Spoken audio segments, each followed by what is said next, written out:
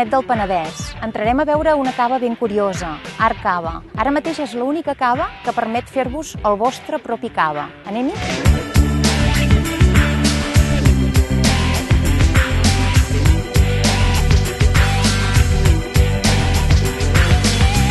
Vingut fins a Art Cava per conèixer el seu projecte pioner i únic, un celler on es pot participar en el procés productiu del cava i personalitzar tant la beguda com l'ampolla, la xapa o l'etiqueta. Els clients poden elaborar el seu propi cava i, si ho desitgen, participar al llarg de tot el procés, des de l'elecció dels vins fins al degorjat o el procés d'expedició final. L'Ignasi i l'Eric, dos joves emprenedors del Penedès, són al capdavant d'Art Cava. Ignasi, com sorgeix la idea de fer un cava personalitzat? La idea sorgeix dels nostres pares, que ja ells amb unes altres instal·lacions no tan ben preparades ja se'l realitzaven, i com que molts amics també volien fer-se'l, vam agafar i posar aquest celler en condicions, i per això doncs, va sorgir la idea d'això.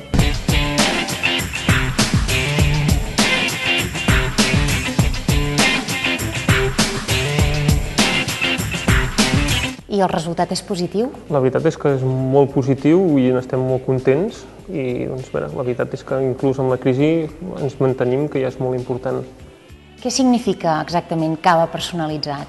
Cava personalitzat vol dir que tu pots personalitzar tot, tant el contingut com el continent. I llavors tenim dues opcions. El procés llarg, que és el Club Art Cava, que vens 3 vegades i llavors et personalitzes tant el cava, pots personalitzar la botella, i tot el que comporta, o el procés curt, que només és venir a desgorjar unes botelles que nosaltres ja tenim, i això et permet també personalitzar etiqueta, inclús si vols la placa de cava.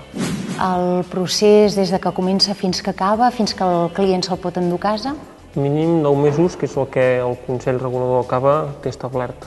A partir d'aquí, doncs, 1, 2 anys, 3 anys, que és habitual. Anem a veure el celler? Sí, endavant.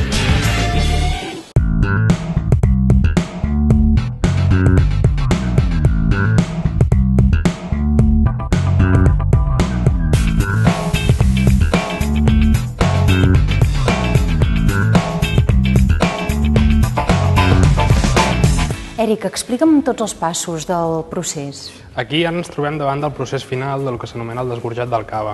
Nosaltres, el client, diguéssim que ha pogut escollir aquestes ampolles que tenim aquí preparades, i aquestes ampolles de cava s'anomenen que estan en punta. Tenim tots els llevats aquí al coll de l'ampolla. Doncs aquestes ampolles s'han de ficar en aquesta màquina, que se'n diu xampagel, i aquesta màquina té un líquid que treballa a 20 graus sota zero. Llavors el que aconseguirem és aquest tros que ara es marca aquí, que es congeli aquest tros. Això se li diu el congelat del coll de l'ampolla. Un cop que tenim l'ampolla congelada, que això triga uns 10 minuts, un quart d'hora, passarem a la cabina del desgorjat. Aquesta és la part més interessant, la part més maca de totes, i aquí és on les ampolles de cava el client se les agafa i es pot fer el desgorjat. És perillós? No, no és perillós, és molt senzill. La primera ampolla normalment sí que la buiden, però la segona ja la fan bé, i també és una experiència maca de fer. El que sí que tenen són unes petites mesures, uns guants i una mascareta. Més que res perquè és quitxa, no perquè sigui perillós. Decidim posar-nos els guants i la mascareta i personalitzar una copa Copatges TV. El procés és senzill, ràpid i molt divertit.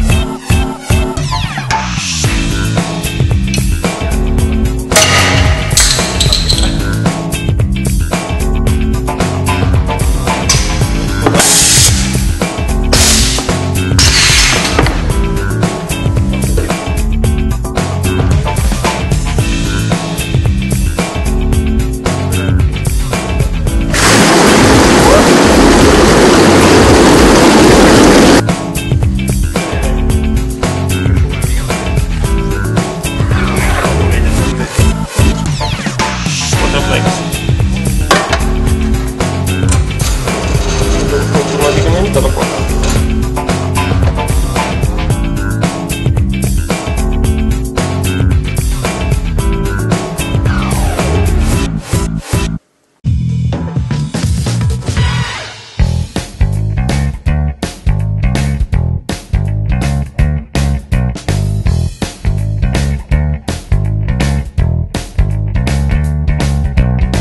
L'Enric i l'Ignasi lideren un projecte modern i innovador des d'una masia, Can Batlle, amb molta història. La paret més antiga data del segle X i la part més nova del segle XVII. A la sala principal del celler es poden veure tot tipus d'objectes arqueològics i eines vitícoles antigues, fins i tot unes llavors de raïm carbonitzades trobades en un jaciment proper que daten del segle VII abans de Crist i que, per tant, podrien demostrar que van ser els fenicis i no pas els grecs, com fins ara s'havia cregut, els qui haurien pogut introduir el cultiu de la vinya a Catalunya. Fa uns 10 anys van començar unes excavacions i han arribat a trobar pinyols de raïm carbonitzats que demostren que més o menys són d'aquesta època, i això vol dir que, contra el que es pensava, hi havia raïm abans dels romans i inclús han afirmat que possiblement aquest va ser el bressol de la viticultura del Penedès. És a dir, d'aquí va sortir tot el que després ha sigut el Penedès.